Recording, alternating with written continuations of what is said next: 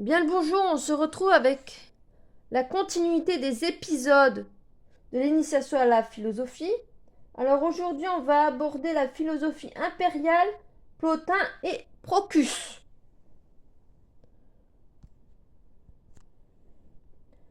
Alors la philosophie impériale date du 1er siècle avant Jésus-Christ au 2e siècle après Jésus. La philosophie du 4e siècle avant Jésus-Christ revient en force revalorisant Platon et Aristote. Les stoïciens restant en force jusqu'à la fin du IIe siècle. Lorsque Marc Aurèle créa à Athènes des chaires d'enseignement destinées à ces écoles platoniciennes, aristotéliciennes, stoïciennes et épicuriennes, il ne fit qu'officialiser une pratique déjà courante chez les gens instruits. Les philosophes avaient l'habitude d'avoir des académies, des jardins où ils aimaient donner leurs enseignements. Sans oublier les sophistes qui se faisaient payer pour cela. Depuis l'époque de Scipion, la société romaine, on assistait au phénomène de la venue d'intellectuels grecs, philosophes compris, hôtes des plus grandes maisons aristocratiques où ils servaient d'enseignants. La fonction de ces maîtres de philosophie à demeure s'est transformée en une fonction de conseil spirituel et de guides moraux capables d'assister leurs protecteurs, leurs disciples dans les moments difficiles de l'existence. Les philosophes romains étaient dans la pratique ce que les Grecs étaient à la théorie, si vous voulez. Les nouveautés les plus significatives marquant leur production semblent résulter de la très forte exigence morale qui les caractérise. Le choix moral d'Épictète est dans la volonté de Sénèque. Sénèque a écrit d'ailleurs un livre qui s'appelle De la vie heureuse. Si vous voulez aller jeter un coup d'œil, c'est un livre très court. Très court.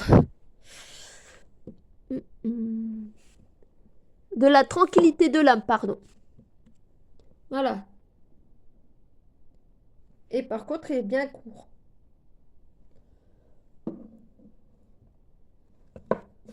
On n'a pas écrit un de la tranquillité de l'âme. Apprendre à vivre aussi. Et Épictète, c'est le manuel. Voilà. Si ça peut vous donner des petites idées de lecture.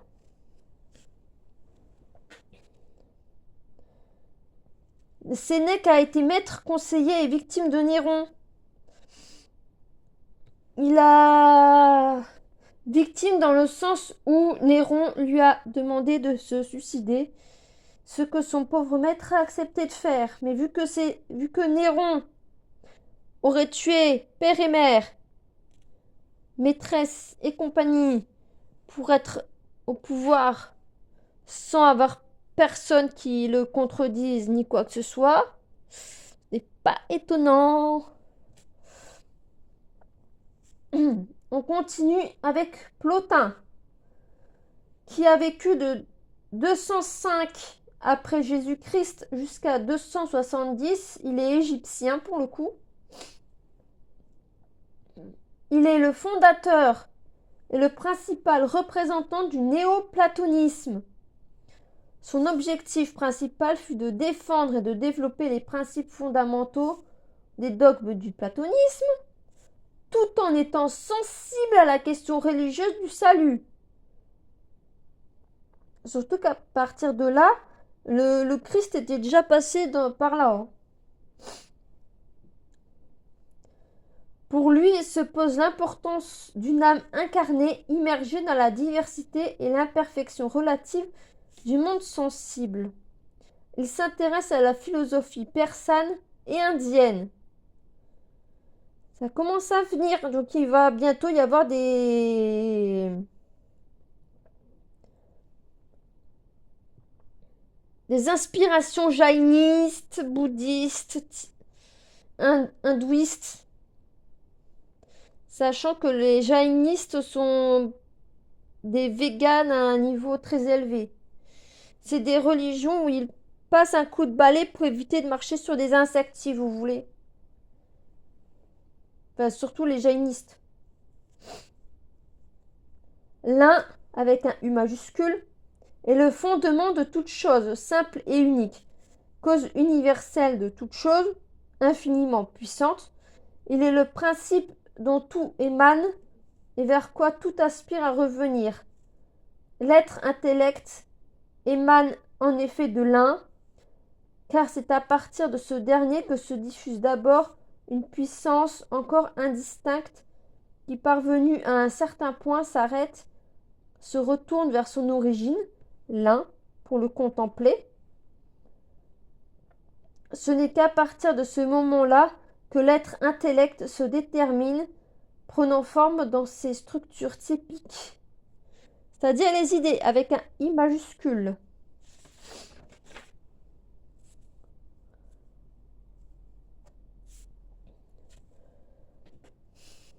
Il y a une énergie qui surgit par surabondance du principe supérieur, se tourne vers son origine dans le désir de la contempler, se constitue alors un nouvel état de la réalité stable et autonome. Pour Plotin, l'énergie qui se dégage du supérieur pour produire l'inférieur est une sorte de pensée de contemplation intellectuelle. Il en résulte que l'ensemble de la réalité, considérée de ce point de vue,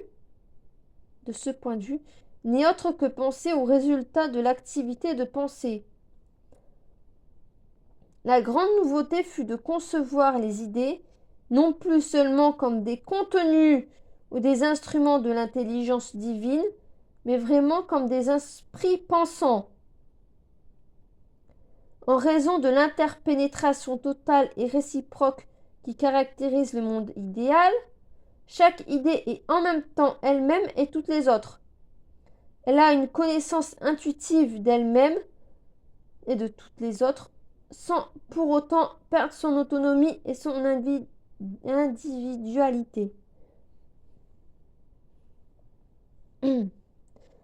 L'être humain, en tant que corps gouverné par une âme, et par une âme pourvue de fonctions soit supérieures, rationnelles et intellectuelles, soit inférieures, sensibles et végétatives, est vraiment le point de rencontre entre deux mondes traditionnels de Platon,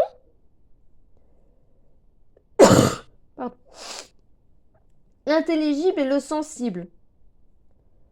Plotin décrit le plus souvent la matière comme un pur non-être caractérisé par la privation, la stérilité et l'absence totale de vie. Il réaffirme avec vigueur la bonté du monde sensible et son origine divine et parfaite.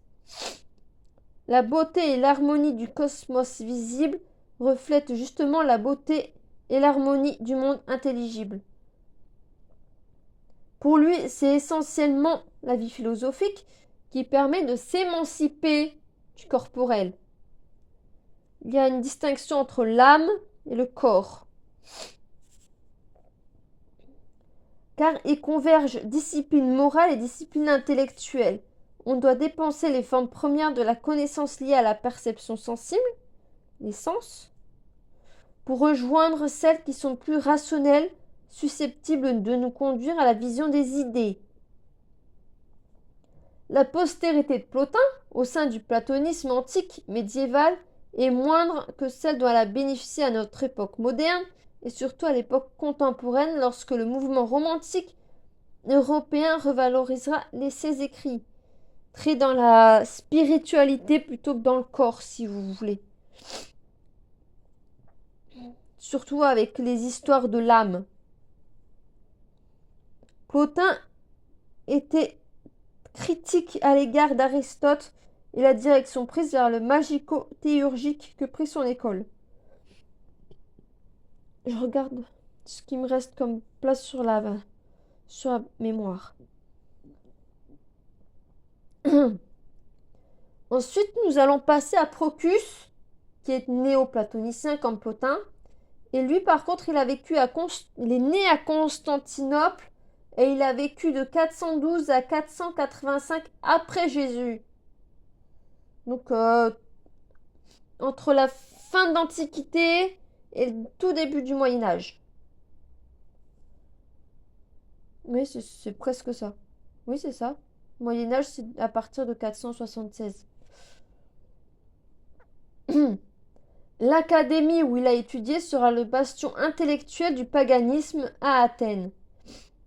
La perfection et le bien-être des choses leur viennent de leur unification, tandis que leur dispersion et leur fragmentation sont la cause de la destruction et du mal. Pardon.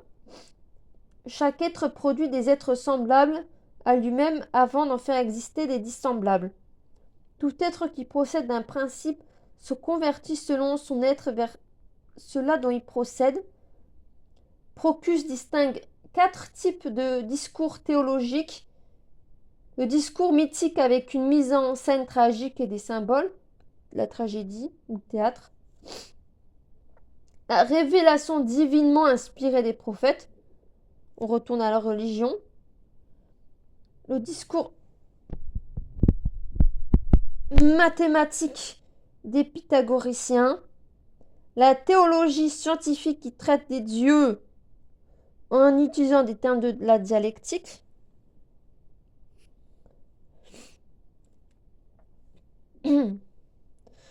Ainsi, la pensée de Proclus est beaucoup plus qu'une idéologie païenne, elle est une philosophie d'une extraordinaire puissance spéculative. Pardon. Il a contribué à la formation de la tradition platonicienne au Moyen Âge, aussi bien grec que latin et arabe. Voilà pour aujourd'hui. Faut que j'aille boire. Ça fait 2 fois que je tourne cette vidéo.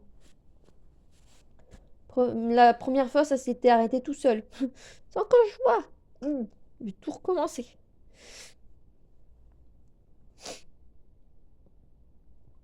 Si la vidéo vous a plu, n'hésitez pas à commenter, liker, voire vous abonner et booster. Ça fera du bien à la chaîne.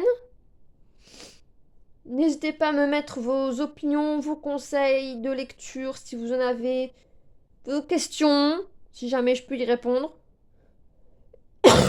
Non, je vous renvoie vers les livres et les vidéos sur YouTube. Il y en a plein qui font des vidéos de vulgarisation philosophique et je regarde moi-même. Je n'ai pas fini d'étudier le sujet. Il y en a tellement. Voilà, je vous souhaite une bonne journée et à la prochaine vidéo. À bientôt.